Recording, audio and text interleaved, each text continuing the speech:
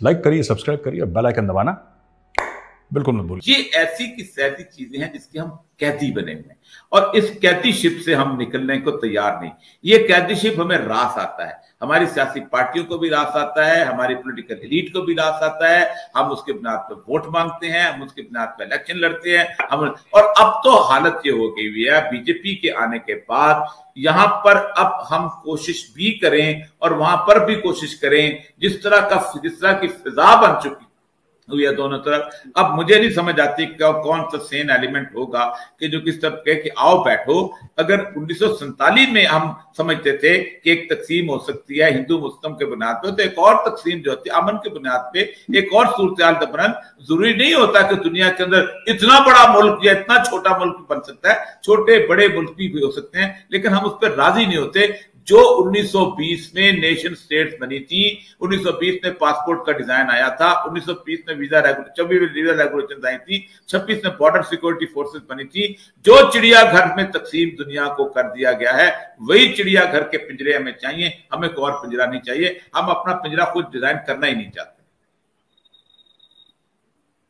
जी major साहब, जिस तरह और्य जी ने बात की, इसमें एक तो ये कि हम तारीख में जाते हैं तो वहां पे देखते हैं कि जो लकीरें खींची तो जिस वक्त तकसीम हुई उस पे भी कुछ इस तरह के सवाल हमेशा से उठते हैं कि देखें यहाँ से ये कर दिया, यहाँ से ये काट दिया, ये कर दिया। उस बिना पे भी बहुत सारे जो हैं वो रिजर्वेशन रहते हैं। फिर ये कि एक चीज इन्होंने ये बात कही जो बिल्कुल बिल्कुल सही दिखाई देती है कि लगता है कि अब हम करना ही नहीं चाहते, बस बहुत हम एक ऐसे कंफर्ट जोन में है कि हम कहते हैं कि रहने दो, क्या बात ही नहीं होती उसके ऊपर, हम समझते ही नहीं कि कुछ जरूरी है। आपका इस बारे में क्या कहना है कि क्या वजह है, क्यों नहीं दोनों मुल्कों के बीच ताल्लुकात ऐसे बेहतर हो सके कि दोनों ही तरक्की करें? आलिया जी, अपनी शो में बुलाने के लिए बहुत बहुत धन्यवाद आपका। मैं ओरिया साहब ने जो बात करी थी, मैं उसके ऊपर दो तीन बातें अपनी और कहूंगा। लार्जली इन्होंने बातें काफी हद तक मैं अग्री करता हूँ जो ओरिया साहब ने बातें करी हैं, कुछ उसमें जोड़ के इजाफा करने की कोशिश करूंगा।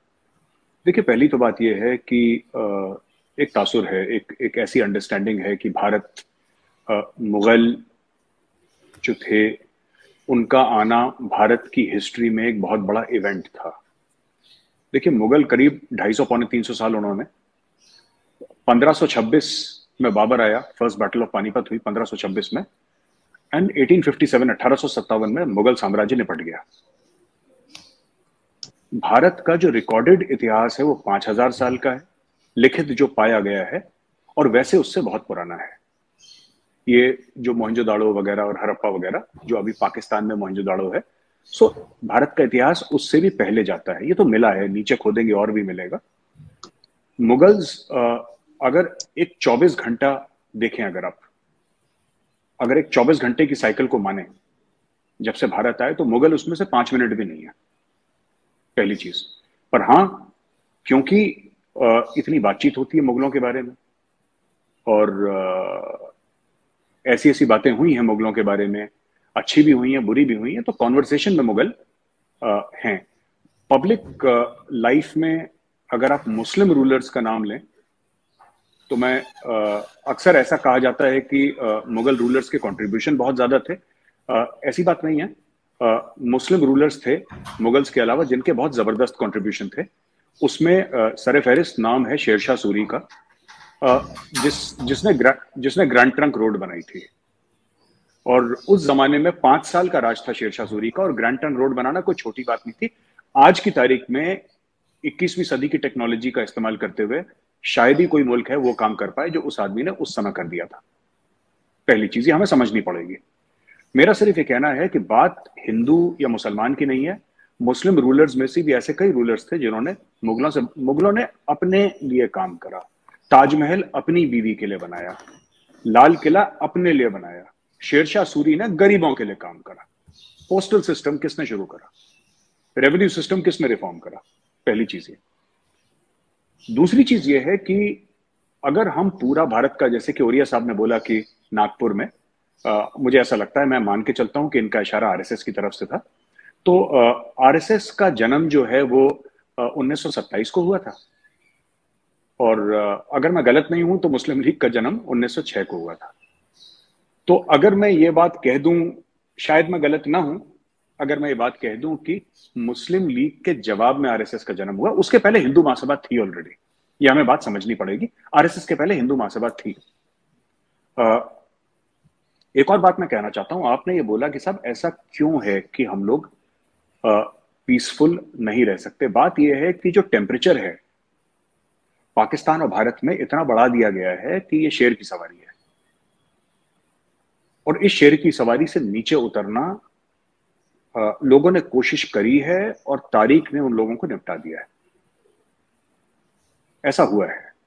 आडवाणी जी गए थे पाकिस्तान, मीनार पाकिस्तान भी गए थे आडवाणी जी, लाहौर गए थे, इस्लामाबाद गए, पता नहीं कहां कहां गए, बहुत पहले की बात है, मुझे तो याद भी नहीं।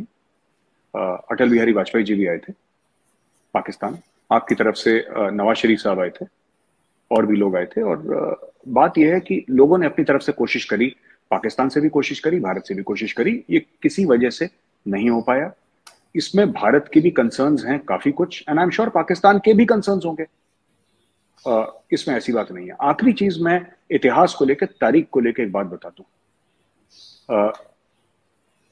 भारत में कई लोग ऐसा मानते हैं, ऐसा मानना है कि, और कुछ लोग हीरोज भी मानते हैं, जो मुस्लिम्स आए थे, राजा महाराजा आए थे, सुल्तान आए थे, उनको कुछ लोग हीरोज भी मानते हैं, और कई लोग ऐसे हैं जो उनको विलेंस मानते हैं। इन्वेडर जब भी आता है वो अनइनवाइटेड आता है। इन्वेडर जब भी आता है वो अनइनवाइटेड आता है। मोहम्मद बिन कासिम 711 सिंध आए थे, और सिंध के राजा से उनकी लड़ाई हुई। तो जब अगर सिंध के राजा से लड़ाई हुई, इसका मतलब कि अमन को लेकर नहीं आए थे वो, तभी तो जंग हुई, और फिर सिंध के राजा को मारा। और कहानी ऐसे सुनने में आती है, लेजेंड है, पता नहीं सही है गलत है, आई एम नॉट श्योर, मुझे नहीं पता, लेकिन उसकी बेटियों को ले गए, फिर उसको खाल में बांध के, ये मैंने बड़ी बड़ी कहानियां सुनी है, मुझे हिस्टोरिकली मुझे नहीं पता कि सच है। अजहर की लाश दिखा दें जी, हमने इसको मार दिया, या हाफिज सईद को दिखा दें, या किसी इवन जवारी को भी अगर दिखाया है, तो जो उनकी एक्टिविटीज थी या जो इनकी एक्टिविटीज हैं टेररिज्म को लेकर, जिस तरह की ये हरकतें करते रहे, क्या वो रुक जाएंगी? सिर्फ इनके हेड्स को अगर मार दिया जाए, ये तो बहुत तादाद में इन्होंने तब टीम बना ली होगी ना अपनी। देखिए बात ये होती है कि फिगर से लोग जाने जाते हैं, जैसे लश्कर तैयबा में हम जानते हैं हाफिज सईद। अब किसी भी हिंदुस्तानी से पूछ लीजिए, सबको हाफिज सईद का नाम पता है। हाफिज सईद का नंबर 2 कौन है, किसी को नहीं पता। हो सकता है मुझे पता हो, आपको पता हो, क्योंकि हम लोग पढ़ते हैं इसके बारे में, लेकिन लोगों को नहीं पता है। People identify a terror outfit by its head. Al Qaeda Osama bin Laden, Ayman al Zawahiri, ठीक है, ये एक मतलब हमारे दिमाग में ऐसी बात होती है, तो उससे बहुत फर्क पड़ता है, क्योंकि ये पर्सनैलिटी रन आउटफिट्स होती हैं ज्यादातर, टेरर आउटफिट्स। और टेरर आउटफिट्स में ये भी देखा, अब देखिए अलकायदा में जब से ओसामा बिन लादेन को मारा, अलकायदा बिल्कुल हाफ से भी हाफ हो गई, उसकी इफेक्टिवनेस कम हो गई, ठीक है ना। इस्लामिक स्टेट को देख लीजिए, इस्लामिक स्टेट्स के 3-4 ऊपर वालों को खत्म करा, वो खत्म हो गई। तहरीक तालिबान पाकिस्तान नहीं खत्म हुई, उनके 3-4 लोगों को ड्रोन स्ट्राइक में उड़ा दिया था ऊपर वाले, जो ये इनके जो कबीले वाले हैं, जो टॉप इनके बॉसेस थे, उनको अमेरिका ने ड्रोन स्ट्राइक से उड़ा दिया। तहरीक तालिबान पाकिस्तान क्यों नहीं गए? क्योंकि तहरीक तालिबान पाकिस्तान अपने घर में ऑपरेट कर रही है। Tehrik Taliban Pakistan is operating inside Pakistan, जो कि उसका घर है, वो पाकिस्तानी तो है, वो सब पश्तून है, देवबंदी है वो लोग, वो वहां पे ऑपरेट कर रहे हैं। अलकायदा चाहती है कहीं और ऑपरेट करे, मल्टीनेशनल ऑपरेशंस आप नहीं कर सकते ऐसे। इस्लामिक स्टेट चाहती है मल्टीनेशनल ऑपरेशंस करे, आप नहीं कर सकते ऐसे। जो अफगान तालिबान है वो क्यों स्ट्रांग है? अफगान तालिबान कहती है कि हमें अफगानिस्तान से बाहर कोई मतलब नहीं है, अमेरिका जो करे हमें कोई लेना देना नहीं। तालिबान ने कभी किसी को बाहर जाके अटैक नहीं करा, उनके सारे अटैक या तो पाकिस्तान में होते हैं, अफगानिस्तान में होते हैं, इसके अलावा उन्होंने तीसरे मुल्क पे कभी अटैक ही नहीं करा। They are not interested. जो कई पाकिस्तानी ये कह रहे थे ना कि तालिबान आएगा इंडिया के ऊपर अटैक करेगा, कश्मीर, वो पीटीआई की जो खातून थी जो कह रही थी, Arzoo ji, Afghan Taliban has no interest in the rest of the world. They have no interest, they have no interest in India, they have no interest in America. वो कहते हैं हमारे मुल्क में मत आओ, बस उनका इतनी सी ख्वाहिश है कि आप हमारे मुल्क में मत आइए, बाकी आपको जो करना है अपने मुल्क में आग लगानी लगाओ, हमें छोड़ दो, बस दैट्स देयर ओनली पॉइंट। नहीं, आप बिल्कुल ठीक कह रहे हैं, मगर अगर हम साथ साथ ये बात करें कि क्या पाकिस्तान कह देगा कि यहाँ पर मसूद अजहर नहीं है, अफगानिस्तान में है, अमेरिका यकीन कर लेगा, इंडिया यकीन कर लेगा, या इंडिया की अपनी भी तो कोई इंटेलिजेंस होगी ना, क्योंकि आप लोगों के यहाँ ज्यादा नुकसान हुआ है। पाकिस्तान में जितना मर्जी किया हो, लेकिन ज्यादा टैक्स तो इन लोगों ने इंडिया में जाकर किए हैं। तो आपकी अपनी भी तो कोई इंटेलिजेंस होगी जो चेक कर रही होगी कि ये असल में है कहाँ पर। सिर्फ डायरेक्शन चेंज कर देने से पाकिस्तान के हर कोई भरोसा तो नहीं करेगा। आरजू जी, मौलाना मसूद अजहर कहीं पर भी हो, वो कनाडा में बैठा हो, उससे कोई फर्क नहीं पड़ता। वो पाकिस्तानी सिटीजन है, उसको पाकिस्तानी स्टेट ने पैदा करा है, पाकिस्तानी स्टेट ने ट्रेन करा है, पाकिस्तानी स्टेट ने फंड करा है। उसके अभी भी मदरसे चलते हैं, उसके अभी भी मसाजिद हैं, उसका अभी भी इंफ्रास्ट्रक्चर है। उससे क्या फर्क पड़ता है वो अफगानिस्तान में बैठा है? हो सकता है काबुल में बैठा हो सकता है कंधार में बैठा हो सकता है मज़ार शरीफ में बैठा हो, कहीं पर भी बैठा हो, है वो पाकिस्तानी ना, है वो पाकिस्तानी। तो ठीक है, Pakistan will be held accountable and FATF will hold Pakistan accountable. आप कितनी भी चिट्ठियां लिख दीजिए, उससे क्या फर्क पड़ता है? देखिए मैं आपको एक बात बताता हूं, जो पाकिस्तानी लॉजिक देते हैं ना पाकिस्तानी स्टेट में, पाकिस्तानी कहता हूं, मेरा मतलब पाकिस्तानी स्टेट से, आवाम से नहीं है, जो पाकिस्तानी स्टेट लॉजिक देता है ना दुनिया को, ये कोई और मुल्क वैसा लॉजिक नहीं देता। ये अजीब सी बात करते हैं जिसका कोई सर पैर नहीं होता। मतलब तो इंडियंस को भी काफी टाइम इंडियंस कंफ्यूज हो जाते हैं कि यार ये बात क्या कर रहे हैं, मतलब ऐसे थोड़ा ना होता है। वो बोलेगा 2 + 2 = 17 है, बस अड़ जाएंगे उसके ऊपर कि 2 + 2 जो है वो 17 है। अब अड़ गए पाकिस्तानी, अब आप क्या कर लेंगे उसमें? अड़ जाते हैं इसमें, जबकि बाकी दुनिया कहती है यार ये बड़ी अजीब सी बात कर रहे हैं। जैसे मैं आपको बताता हूं, एक छोटा सा एग्जांपल देता हूं। पूरा जो इमरान खान वाला वाकया चल रहा है, इमरान खान ने बोला कि मेरी हुकूमत को अमेरिका ने हटा दिया क्योंकि मैंने एब्सोल्युटली नॉट बोला। यही तो इमरान खान, इसी बेस पे तो इमरान खान ने पूरे मुल्क में आग लगा रखी है। आपके लगा रखी कि नहीं लगा रखी? पूरे मुल्क में आग लगा रखी है इमरान खान ने। किसी पाकिस्तान तहरीक इंसाफ वाले ने इमरान से यह पूछा कि आप सबूत दिखाइए। अमेरिका क्यों हटाएगा इमरान खान को? अमेरिका को क्या इंटरेस्ट है आप में? क्या इंटरेस्ट है अमेरिका को इमरान खान में? इमरान खान को, आपसे मेरा मतलब है पाकिस्तान तहरीक इंसाफ। आप लोग उसको खुदा मानते हो कि दुनिया थोड़ा ना उसको खुदा मानती है। आपको लगता होगा वो हाथ उठाता है तो बारिश हो जाती है, हाथ नीचे करता है तो धूप आ जाती है, पर दुनिया को ऐसा नहीं लगता है। The world does not think of Imran Khan like this. He is a cricketer who happens to be a politician. That's it. कहानी खत्म हो गई, राइट? उसने एक बार वर्ल्ड कप जिताया तो क्या हुआ? धोनी ने तो 2 वर्ल्ड कप जिताए, 3 वर्ल्ड कप जिताए, तो क्या हो गया? अब ऐसा थोड़ा ना कि हम धोनी को प्राइम मिनिस्टर बना लेंगे। लेकिन ठीक है, पाकिस्तानियों को क्रिकेट पसंद है, बना दिया उसने, ठीक है बना दिया आप। बट एक बात बताइए ना, उसने बोला कि मुझे अमेरिकन ने हटा दिया कुर्सी से। इमरान खान कभी कोर्ट ऑफ लॉ में प्रूव कर ही नहीं सकता कि अमेरिका का इंटरफेरेंस हुआ था, पर उसने झूठ बोल दिया। उसने अपने खुद के बंदे की लिखी हुई कागज दिखा दिया, पाकिस्तानी कौम उसके पीछे चल गई। ये पूरा देखिए ना, ये पाकिस्तान में लगातार होता चला आ रहा है। आपका जो इतिहास है, आपकी जो तारीख है आरजू जी, भरी पड़ी है इन सब चीजों से, भरी पड़ी है। मैं आपको 10 एग्जाम्पल अभी दे सकता हूं जहां पे लोगों से साफ झूठ बोला है कि ऐसा। आपको पता है ना, बड़ा फेमस चीज मैं टेलीविजन पे कई बार बता चुका हूं, 16 दिसंबर को जब सरेंडर हुआ था, 1971 में ढाका में सरेंडर हुआ था, उसके एक दिन पहले डॉन न्यूज ने छापा था, we are close to victory, हम जीतने वाले हैं, जीत की नहज पे, हम जीत की नहज पे खड़े हैं। जबकि 15 तारीख को सारी डिसीजन मेकिंग हो गई थी कि we are going to surrender tomorrow, कल हम पोस्ट लंच करेंगे, लंच के बाद हम जाकर सरेंडर के डॉक्यूमेंट साइन कर देंगे, जनरल अरोड़ा इधर होंगे और जनरल नियासी इधर होंगे और ये आपस में साइन कर देंगे। ये स्टोरी हो गई थी। लेकिन पाकिस्तान ने बोल दिया हम बस जीत की कगार पे खड़े हैं, बस कल जीतने वाले हैं, काफिरों की गर्दन काट देंगे। उन्होंने सब लोग वहां पे खुशियां मना रहे थे, अचानक अगले दिन। तो ऐसी दसियों चीजें जहां पे झूठ बोला गया पब्लिक से, ये मसूद अजहर का वही केस है।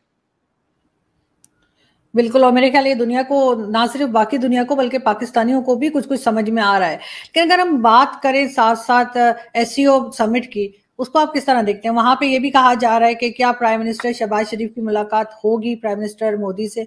अगर होगी तो उससे कुछ रिजल्ट निकलेगा या बस ऐसे ही हेलो हाय करके दोनों निकल जाएंगे? अब जाहिर सी बात है कि जहां पे कैमरास होते हैं, जहां पे मीडिया होता है, वहां पे बात होगी नहीं होगी ये तो दोनों ministry of external affairs decide करेंगी। मैं पाकिस्तानी एक प्रोग्राम सुन रहा था जहां पे ओरिया मकबूल जान साहब कह रहे थे कि शहबाज शरीफ ने बोला है कि 3 लोगों से मेरी मीटिंग करवानी है, शी जिनपिंग से मीटिंग करवानी है, और मेरी मीटिंग आपको व्लादिमीर पुतिन से करवानी है, और आपको नरेंद्र मोदी जी से मेरी मीटिंग करवानी है। ये ओरिया मकबूल जान साहब अपने एक शो में बोल रहे थे, और उनके साथ वो जफर हिलाली साहब भी थे वहां पे, पैनल पे 2 थे। एंकर का नाम मुझे नहीं पता। तो ये लोग आपस में अपनी बात कर रहे थे कि जी ऐसा होना चाहिए, वैसा होना चाहिए। खैर बहरहाल, I don't know I don't know. और निकलना जाना क्या है आजू जी, निकलना जाना क्या है ये? इसमें देखिए, जब प्राइम मिनिस्टर्स मिलते हैं उनके निकलने पे कुछ होता है तो पहले एक्सटर्नल अफेयर्स के मिनिस्टर मिलते हैं, फॉरेन सेक्रेटरीज मिल जाते हैं, एक ग्राउंड ब्रेकिंग हो जाती है कि जब दोनों प्रधानमंत्री मिले भारत के और पाकिस्तान के, तो सिर्फ सबके सामने की चीज हमने डिसाइड करा, एक साइन हो जाए। मुझे लगता नहीं है, अब अगर कुछ करिश्मा हो जाए, कुछ जादू हो जाए तो मुझे नहीं पता, लेकिन मुझे नहीं लगता है कि ऐसा कुछ होने वाला है। और मुझे नहीं लगता कि मोदी जी कुछ करें, क्योंकि शहबाज शरीफ ने भी ना बहुत पब्लिकली, ये क्या होता है कि इनका ना मुंह नहीं बंद रखता है। आप पता नहीं, माफ करिएगा अगर मैं ऐसी बात कहता हूँ कि आपके पता नहीं जो सियासतदान है बोलते बहुत हैं और लगातार बोलते हैं बिना सांस लिए। इमरान खान को भी ये परेशानी है, लगातार बोलता रहता है। ये शहबाज शरीफ को भी लगातार बोलने की परेशानी है। इंडिया ने जो हेल्प नहीं भी बोली थी हम नहीं करेंगे, इन्होंने बिना हेल्प इंडिया के दिए हुए इन्होंने मना कर दिया कि जब तक कश्मीर का मसला नहीं होगा तब तक हम बाढ़। इंडिया, मोदी जी ने कभी बोला कि हम बाढ़ के लिए हेल्प करेंगे? नहीं बोला मोदी जी ने। मोदी ने सिर्फ ये बोला कि बुरा लगा यार आपके यहाँ, बुरा लगा आपके यहाँ हुआ, इतना जानो माल का नुकसान हुआ, हम अपनी संवेदना प्रकट करते हैं। You know, we offer our condolences, we offer our, you know, we are with you in your hour of grief, जैसे लोग कहते हैं। बिल्कुल, तो इखलाकन। तो हाँ, तो उन्होंने बोल दिया, अब यहाँ पे बोल दिया कि नहीं। और उनका ट्वीट देखिए आप, शहबाज शरीफ का ट्वीट देखिए। शहबाज शरीफ अपने ट्वीट में क्या बोलते हैं? कहते हैं कि we will be this thing from friendly countries. भाई इंडिया तो दुश्मन है, इसका मतलब आपको इंडिया से नहीं चाहिए, आपका सीधा सीधा ये मतलब है। फ्रेंडली कंट्रीज कौन है? पाकिस्तान की फ्रेंडली कंट्री कौन है? मैं आज तक ये नहीं समझ पाया। कभी हो सकता है कभी आप अपनी शो पे फेस ऑफ पे लाएं किसी डिप्लोमेट को, कोई डिप्लोमेट हो, जफर हिलाली साहब अगर आए, बिल्कुल ठीक है, वो उर्दू भी अंग्रेजी में बोलते हैं जफर हिलाली साहब। वो जब उर्दू बोलते हैं तो लगता है अंग्रेजी बोल रहे हैं, तो फिर उनको लाएं। फिर मैं भी अंग्रेजी एक्सेंट में उर्दू बोल के उनसे बात करूंगा। आप जाइए, बिल्कुल, काफी आप मर्द के बच्चे हैं तो आप जाइए ना, फौज से जरा दो हाथ करिए, आप भी दिखाइए कि भाई हमारी भी ट्रेनिंग हुई है बढ़िया से। वो नहीं करते। ये क्या करते हैं? कश्मीरी पंडित देखा एक दुकान में, निहत्ता बुजुर्ग आदमी है, उसको गोली मार के स्कूल टीचर को मारा था। मैं उसकी स्टोरी पढ़ रहा था, रजनी करके गालिबन उनका नाम था। 41 ईयर ओल्ड एक टीचर थी, और कहते हैं कि वो उसको मारा। मतलब मेरे ख्याल में कहीं पे भी अगर ये लोग करते हैं, क्योंकि हमारे यहाँ ये नॉर्थ और साउथ वजीरिस्तान में इस तरह की चीजें एक दफा फिर बहुत बड़ी हैं। वहां पे भी उन लोगों को मारा जाता है कि जो थोड़े से पढ़े लिखे हों, उनकी वो ये उनकी तरह ना सोचते हो जो वो सोचते हैं, तो कहते हैं यार इनको साइड पे कर लो और इसको सोसाइटी को ऐसे बनाओ कि ये मतलब इसी तरीके से रहे। मेरे सब टाइम हमारे पास कम है। दो चीजें हैं, एक तो सुना है कि अक्टूबर में एक आप लोगों की उत्तराखंड में एक और एक्सरसाइज होने वाली है यूएस के साथ। गालिबन 10,000 जो हाइट है 10,000 फीट के ऊपर ये होनी है, और वो भी चाइनीज बॉर्डर के बिल्कुल करीब होनी है। जी, तो ये आप लोग चाइना को मतलब बता रहे हैं, समझा रहे हैं, या क्या इसका, या वाकई मतलब एक्सरसाइजेज होती रहती हैं आप लोग करते? क्योंकि इससे पहले आप लोगों ने हिमाचल प्रदेश में की, और इसके बाद ये अक्टूबर में ये होने वाली है। जी, फकर साहब, ऐसा है कि ये एक्सरसाइजेज इसलिए हो रही हैं क्योंकि अमेरिकन को हाई एल्टीट्यूड के बारे में इतनी जानकारी नहीं है। Okay. Indian army high altitude बोलती है 9,000 फुट से ऊपर के एरिया को जबरदस्त हाई एल्टीट्यूड बोलती है। तो उत्तराखंड में, हिमाचल में, सिक्किम में, लद्दाख में, अरुणाचल प्रदेश में, इन 5 स्टेट्स ऑब्लिक यूनियन टेरिटरीज में एरिया हैं जो कि 9,000 फुट से ऊपर हैं, जो कि हाई एल्टीट्यूड में है। तो वहां पे ट्रेनिंग करने से, वहां पे जैसे ऑक्सीजन 25% 30% कम होती है, बिल्कुल, वहां पे बहुत ज्यादा ठंड होती है। तो वहां पे अमेरिकन ने ठंड तो बहुत देखी है, उनके यहाँ भी ठंड होती है, लेकिन अमेरिकन ने इतनी हाइट पे ऑपरेट नहीं करे। कभी जाते हैं, ऑपरेट करते हैं, फिर नीचे आ जाते हैं। हमारे तो परमानेंटली स्टेशन है ना।